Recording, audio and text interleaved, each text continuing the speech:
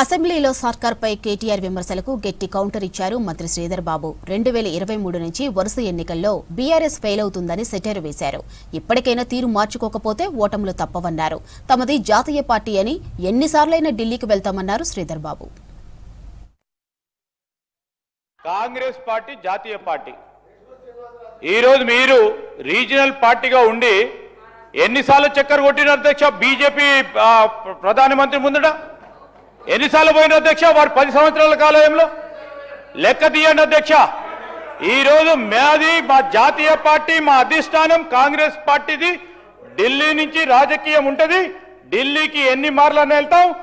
అదేవిధంగా రాష్ట్ర ప్రయోజనాల గురించి ఎన్ని మార్లైనా ప్రధానమంత్రితో కలుస్తాం, మంత్రులతో కలుస్తాం, చూపెడతా ఉన్నాం ఫలితాలు.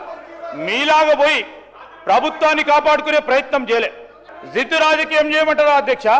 ఈ రోజు మేము తల ఒగ్గైనా రాష్ట్ర ప్రజలకు సంబంధించిన అభివృద్ధి సంక్షేమం విషయంలో ఢిల్లీకి వెళ్తాం.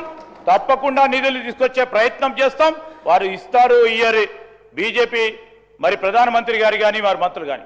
మా ప్రధానమైన ఉద్దేశం, లక్ష్యం, మా ఆలోచన తెలంగాణ రాష్ట్ర ప్రజలకు సంబంధించిన సంక్షేమం విషయంలో తల ఒగ్గైనా నిధులు తీసుకొచ్చే ప్రయత్నం చేస్తాం.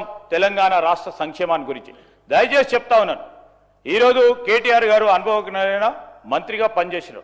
అపోజిషన్లో ఉండి సత్యదూరమైన మాట్లాడితే బయట వాస్తవాలు మాట్లాడితే ఒప్పుకుంటాం అధ్యక్ష. ఈరోజు మీరు ఫ్లాప్ అయిన సినిమా అంటున్నారు. ఫ్లాప్ అయింది 2023లో ఫ్లాప్ అయింది మీరు. సరే ఫ్లాప్ అయింది అనుకోవచ్చు. సినిమాలు అప్పుడప్పుడు ఫ్లాప్ అయితే అనుకోవచ్చు. మళ్ళా సర్పంచ్ ఎన్నికలు అయితే దాంట్లో ఫ్లాప్ అయినరు. మళ్ళా మున్సిపల్ ఎన్నికలు అయితే దాంట్లో ఫ్లాప్ అయినరు. పార్లమెంట్ ఎలక్షన్లో పూర్తి స్థాయిలో ఫ్లాప్ అయినరు. ఇంకా ఎన్నిసార్లు ఫ్లాప్ అయినాక మమ్మల్ని ఫ్లాప్ అంటారు.